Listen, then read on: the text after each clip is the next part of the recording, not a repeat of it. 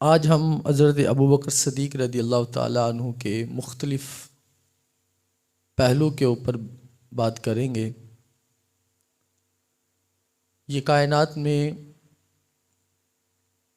اگر سجائی گئی ہے تو یہ حضور نبی اکرم صلی اللہ علیہ وسلم کی وجہ سے سجائی گئی ہے۔ اس کائنات کو سجانے کا کوئی مقصد تھا، اور پھر اس مقصد کو پورا کرتے ہوئے اللہ تعالیٰ نے ہمارے آقا حضور نبی اکرم صلی اللہ علیہ وسلم کو جان نشین اور جان دینے والے اور آپ کے ہر جسم کے ایک پہلو پر اپنی جان نچھاور کرنے والے پیارے سے اللہ نے صحابی عطا فرمائے۔ آپ کے ساتھی اللہ نے آپ کو عطا فرمائے،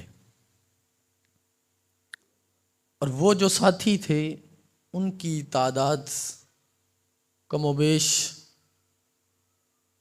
صحابہ کرام کی تعداد 1,24,000 کم و بیش اللہ نے صحابہ عطا فرمائے، جو مصطفیٰ حضور نبی اکرم صلی اللہ علیہ وسلم کے ساتھی تھے، آپ کے جانشین تھے، آپ کے علم کو، آپ کی شریعت کو آگے فروغ دینے والے تھے۔ ان 1,24,000 صحابہ میں سے سب کو ایک دوسرے کے اوپر فضیلت تھی۔ یہ نہیں کہ سب برابر تھے، صحابی ہونے کے اعتبار سے سب برابر تھے، کہ سب نے مصطفیٰ کا چہرہ بھی دیکھا ہے، مصطفیٰ کی باتیں بھی سنی ہیں، ظاہری دنیا میں مصطفیٰ کا دیدار بھی کیا ہے، کلمہ بھی پڑھا ہے، اور ایمان کی حالت سے دنیا سے بھی گئے ہیں۔ سارے صحابہ اللہ نے مصطفیٰ کو عطا فرمائے، اور یہ سب کا ایک دوسرے کو بعض پر فضیلت تھی۔ اس پر قرآن مجید فرقان حمید میں سے اللہ تبارک و تعالیٰ اس کو بیان کرتے ہوئے فرماتا ہے کہ جو ہجرت سے پہلے، فتح مکہ سے پہلے جنہوں نے اسلام قبول کیا اور جنہوں نے فتح مکہ کے بعد اسلام قبول کیا، جو پہلے ہیں وہ بعد والوں میں سے افضل ہے۔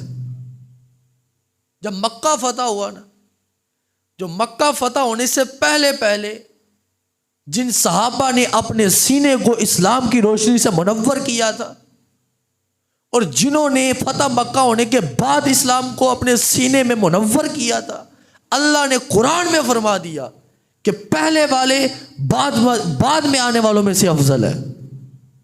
اب جو فتح مکہ سے پہلے جنہوں نے اسلام قبول کیا، ان میں سے افضل کون ہے؟ وہ اہل شجرہ والے سب سے افضل ہے۔ اب ان میں بھی حسن مراتب ہے، اب وہ بھی افضلیت کے اعتبار سے بعض میں سے افضل ہے، اور میں ان میں سے افضل کون ہے؟ اہل بدر والے، جو بدر میں 313 صحابی گئے تھے، وہ سب جو ہیں وہ باقی سب سے افضل ہے۔ جو شہید ہوئے وہ بھی افضل ہے، اور میں ان میں بھی مراتب ہے۔ 313 کا مرتبہ برابر کا نہیں ہے، فرمایا ان میں سے بھی بعض ان سے بھی افضل ہے۔ وہ کون ہے؟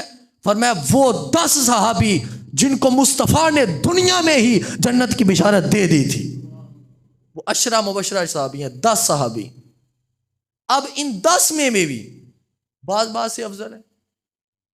یہ 10 جو ہیں یہ مراتب کے لحاظ سے بعض سے افضل ہے، اور میں ان 10 میں سے 4 صحابی ان باقی 6 میں سے افضل ہے، اور وہ کون ہے؟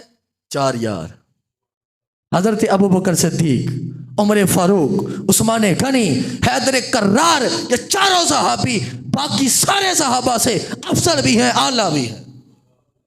اب 4 صحابی ہو گئے، اب ان کا بھی مرتبہ برابر کا نہیں ہے، یہ بھی بعض میں سے افضل ہے۔ اب ایک کو نکالو، حیدر کرار کو، باقی 3 جو ہیں علی سے بھی افضل ہیں، باقی 3 علی سے افضل بھی ہیں اور اعلیٰ بھی ہیں۔ اب باقی 3 رہ گئے، ان کا بھی مرتبہ آپس میں برابر کا نہیں ہے. اور میں ان میں سے عثمان غنی کو نکالو، 2 صحابی بچتے ہیں، ابو بکر صدیق عمر فاروق. جب وہ 2 صحابی ہیں، مصطفیٰ کے سارے صحابہ ایک طرف ہو جائیں، کہ دونوں صحابی سب صحابہ سے افضل بھی ہیں اور اعلیٰ بھی. اب باقی رہ گئے 2، اب ان کا بھی مرتبہ برابر کا نہیں. ان میں سے ایک افضل ہے، اس کا نام یار غار مصطفیٰ، یار مزار مصطفیٰ، مزاج شناس نبوت، مرکز مہر و وفا، پیکر صدق و صفا، حضرت ابوبکر صدیق رضی اللہ تعالیٰ عنہ وہ ہے جو سارے صحابہ سے عمر سے بھی افضل ہے، عثمان سے بھی افضل ہے، حیدر کرار سے بھی افضل. تو ابوبکر صدیق بچتے ہیں جو سب سے پہلے صحابی ہیں، جو جن کا مرتبہ افضلیت شان جو ہے سارے صحابہ سے جدا گانا ہے، مرتبہ بھی افضل ہے، شان بھی افضل ہے. کہ بچا کیا ہے پیچھے؟ وہ ابوبکر صدیق رضی اللہ تعالیٰ عنہ سارے صحابہ میں سے افضل بھی ہے، اعلیٰ بھی ہے، مرتبہ بھی اعلیٰ ہے، اسلام بھی سب سے پہلے ہی قبول کیا ہے. اس حضرت ابوبکر صدیق رضی اللہ تعالیٰ عنہ کی شان کا مہینہ ہے. حضرت ابوبکر صدیق رضی اللہ تعالیٰ عنہ آپ کی زندگی مبارکہ اس قدر حسین تھی.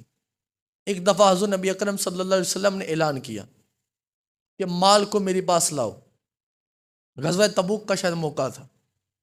حضرت عثمان غنی کی سخاوت پورے عرب میں مشہور تھی، حتیٰ کہ اب تک بھی عثمان غنی کے نام کا بینک اکاؤنٹ عرب میں، سعودی عرب میں ہے، جن سے آج بھی لوگ اس سے فائدہ اٹھاتے ہیں. غریب مسکین کو عثمان کا صدقہ آج بھی جاتا ہے. اتنے سخی مالدار حضرت عثمان غنی رضی اللہ تعالیٰ عنہ. ان کا سخاوت کا جو ڈنگا تھا اس وقت بھی عرب میں بجتا تھا. لیکن جب مال جمع کرنے کی باری آئی نا، عثمان بھی مال لائے، عمر بھی مال لائے، ابو بکر صدیق بھی مال لائے. سرکار نے سیدنا عمر بن خطاب فاروق اعظم سے پوچھا، عمر کتنا مال لائے ہو؟ کہا یا رسول اللہ اتنا مال لے کر آیا ہوں کہ باقی کچھ گھر والوں کے لیے بھی چھوڑا ہے اور آپ کی خدمت میں بھی پیش کیا ہے. سرکار نے کہا بہت اچھا کیا ہے. جب باری ہے ابو بکر صدیق کی، حضرت ابو بکر صدیق رضی اللہ تعالیٰ عنہ سے سرکار نے فرمایا، صدیق گھر والوں کے لیے کیا چھوڑا ہے؟ کتنا مال لے کر آئے ہو؟ سب صحابہ مال لائے، گھر والوں کے لیے کچھ چھوڑ کر آئے، بیوی بچوں کا خیال کیا، ماں باپ کا خیال کیا، بہن بھائیوں کا خیال کیا، سارے صحابہ مال لائے، سب کچھ مصطفیٰ کے قدموں پر نچھاور کیا.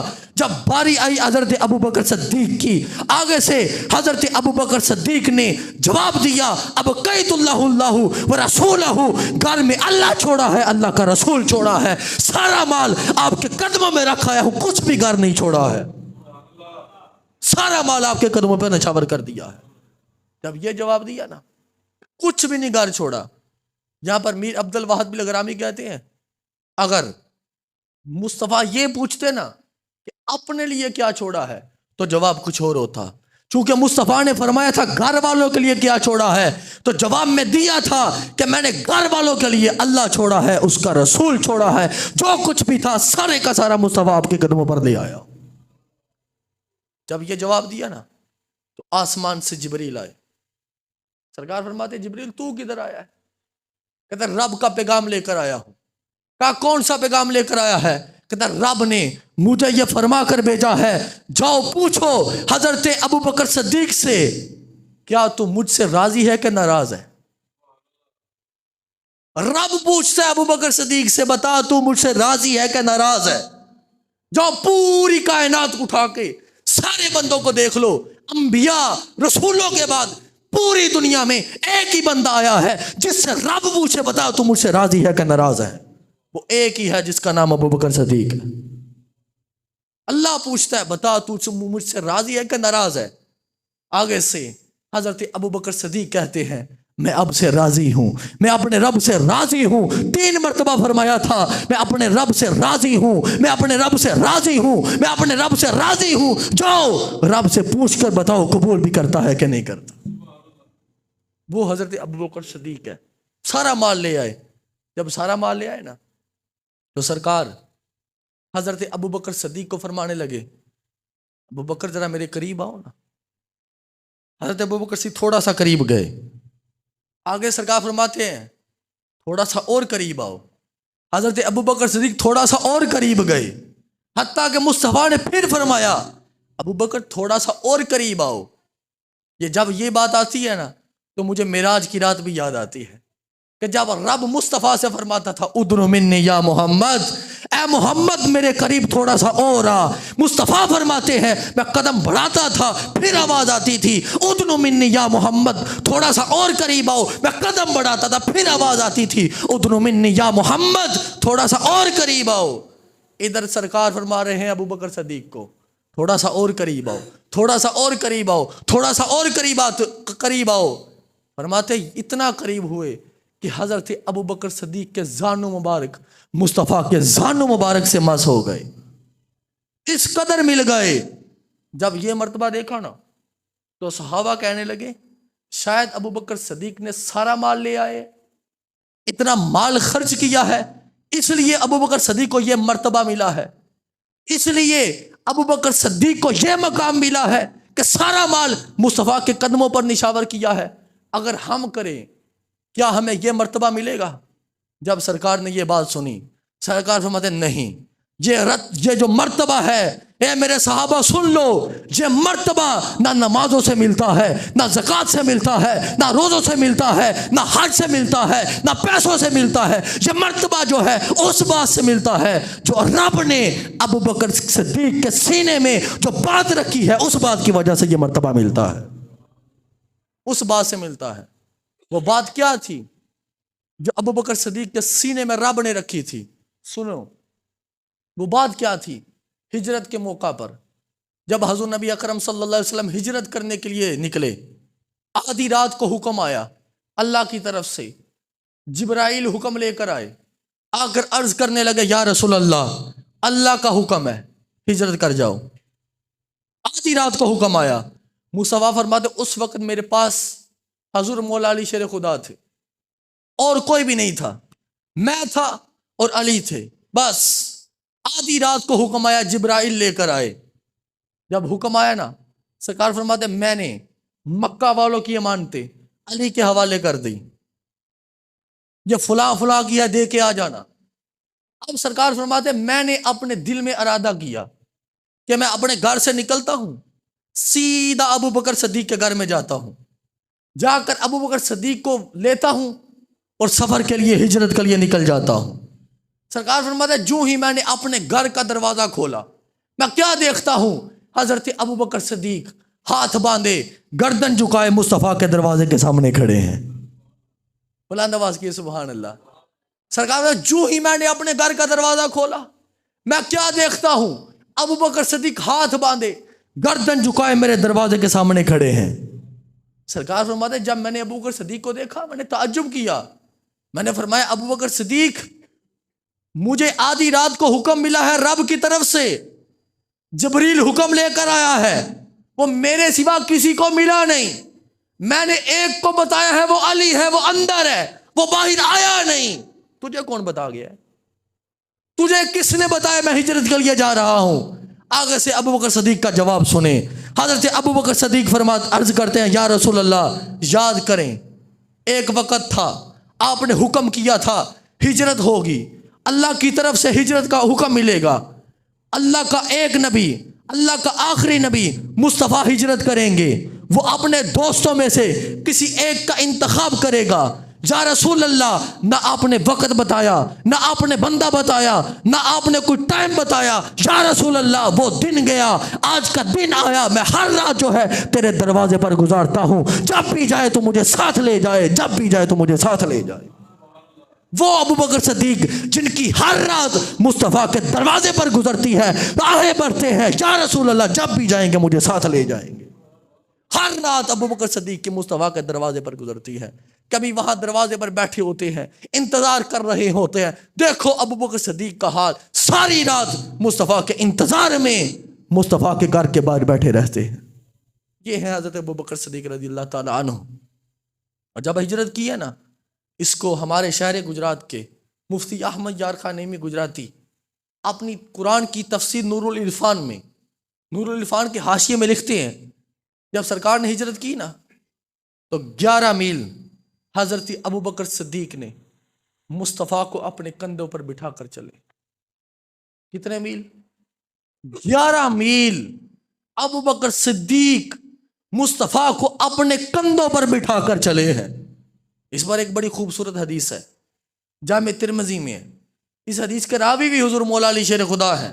ان علی رضی اللہ تعالی عنہ قال قال رسول اللہ صلی اللہ علیہ وسلم رحم اللہ ابا بکر زوجنی ابنتہ وحملنی الى دار الحجرہ واتق بلالا من مالہ رحم اللہ عمر یقول الحق وان کان مرا وترکہ الحق مالہ زندیق رحم اللہ عثمان تستحی الملائکہ رحم اللہ علی اللہم رحم اللہ علی اللہم عادل الحق ما ہو حیث الدار. یہ حدیث کا مفہوم یہ ہے، سرکار فرماتے ہیں کہ جب ہجرت کی رات اللہ ابو بکر پر رحم کرے، اس نے اپنی بیٹی کی شادی میرے ساتھ کی ہے. اللہ ابو بکر پر رحم کرے، اس نے ہجرت کی رات مجھے کندھوں پر سوار کیا، وقت آنے پر اونٹنی پر بھی سوار کیا، کندھوں پر بھی کیا. اللہ ابو بکر پر رحم کرے، اس کے مال سے میرا بلال ہے. ایک حدیث یہ بھی ملتی ہے، سرکار نے فرمایا تھا ابو بکر کا مال کتنا پکیزہ ہے، ابو بکر کا مال کتنا پکیزہ ہے کہ ابو بکر کے مال سے میری اونٹنی بھی ہے، ابو بکر کے مال سے میرا بلال بھی ہے. یہ ہے حضرت ابو بکر صدیق. تو مفتی صاحب فرماتے ہیں کہ 11 میل حضرت ابو بکر صدیق مصطفیٰ کو اپنے کندھوں پر سوار کر کر چلے ہیں.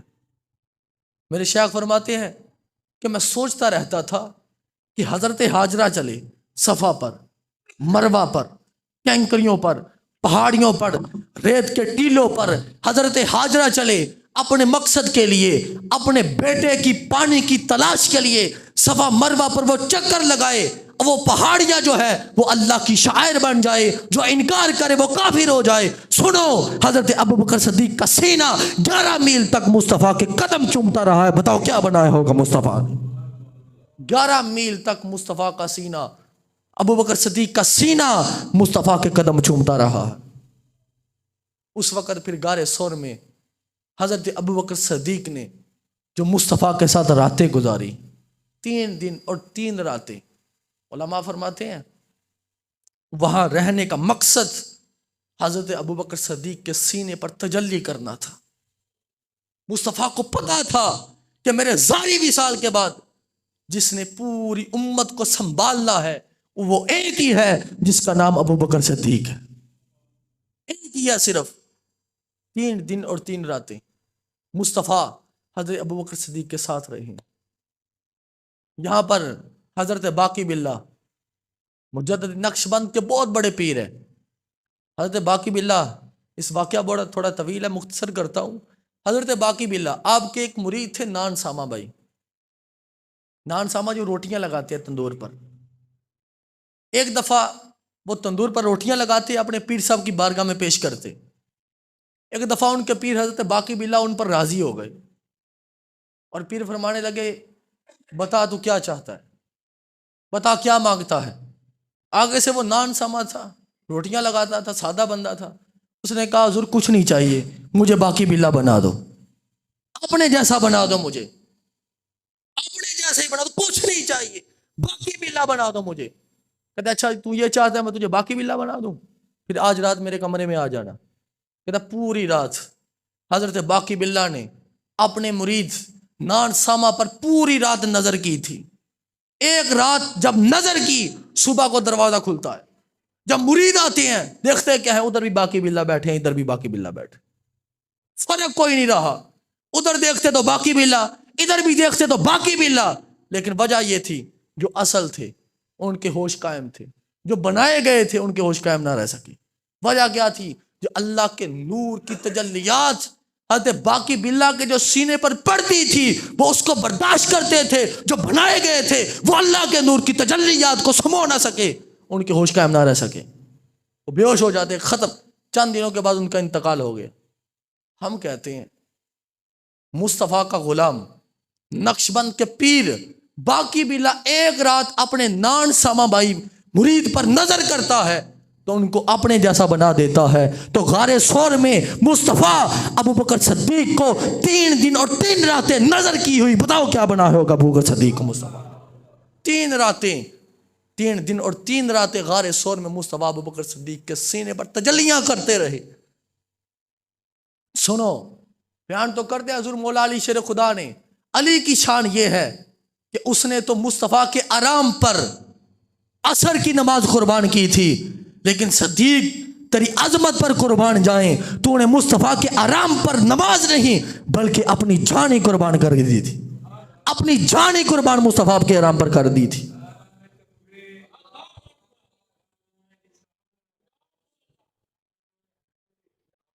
اپنی جان قربان کر دی. وہ جس کو سیدی اعلیٰ حضرت اپنے شعروں میں لکھتے ہیں کہ مولا علی نے واری تیری نیند پر نماز، وہ بھی عصر جو سب سے اعلیٰ خطر کی ہے، صدیق بلکہ غار میں جہاں ان پہ دے چکے، اور حفظ جاں تو جاں فرور غرر کی ہے، پر تو نے ان کو جاں انہیں پھیر دی نماز پر، وہ تو کر چکے تھے جو کرنی بشر کی ہے. ثابت ہوا کہ جملہ فرائض فرو ہے، اصل الاصول بندگی استاجور کی ہے.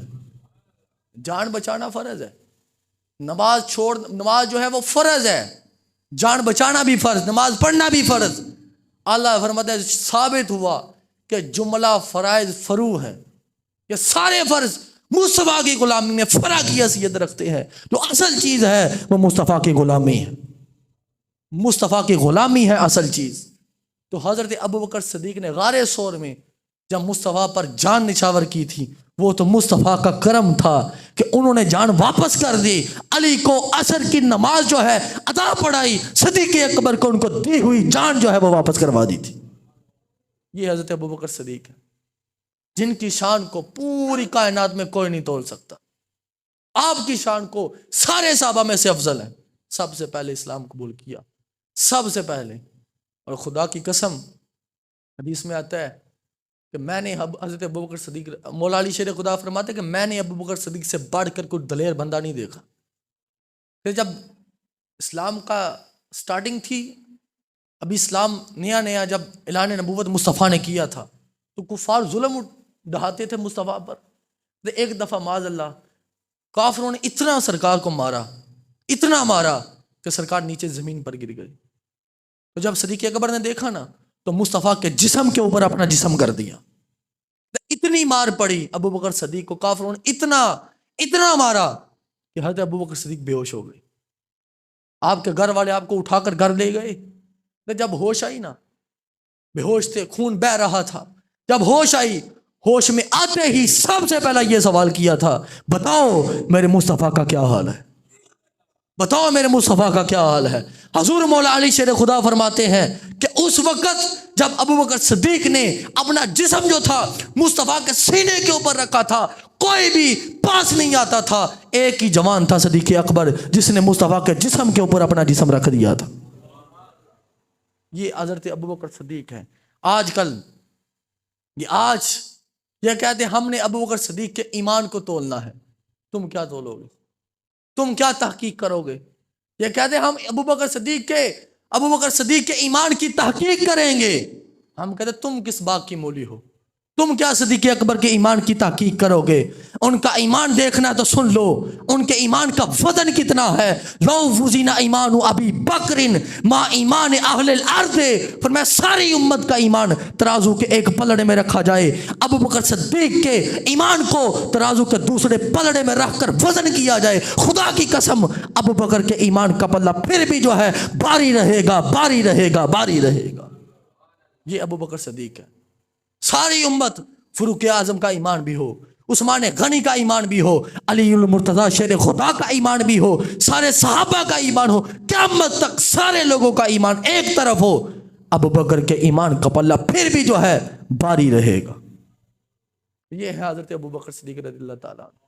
آپ کی شان زمانے سے جدا کرنا، آپ کی افضلیت سب زمانے سے جدا کرنا. آپ جیسا دلیر، آپ جیسا جان نچھاور کرنے والا صحابی آج تک بلکہ قیامت تک ایسا شخص دنیا میں کبھی پیدا نہیں ہو. کہتے جب حضرت ابو بکر صدیق کا آخری دن آئے نا، تو آپ نے وصیت کی تھی کہ جب میرا دنیا سے انتقال ہو تو میرے جسم کو حضرت سرکار حضور نبی اکرم صلی اللہ علیہ وسلم کے روضہ مبارک کے پاس لے جانا اور جا کے پہلے اجازت مانگنا مصطفیٰ سے، کہنا یہ آپ کا یار ہے، یہ غار میں بھی آپ کے ساتھ تھا، پوری زندگی آپ کے ساتھ رہا ہے، اگر آپ کی اجازت ہو تو آپ کے غلام کو آپ کے قدموں میں ہم دفنا سکتے ہیں۔